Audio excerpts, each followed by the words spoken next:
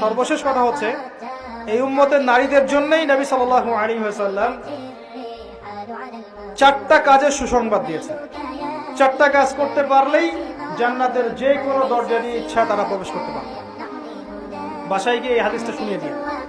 1 number, তারা যদি 5 ওয়াক্ত নামাজ পড়তে পারে, 5 ওয়াক্ত নামাজ টাইম টু টাইম পড়তে পারে। 2 নাম্বার, তারা যদি রমজান মাসে সওম রাখতে পারে।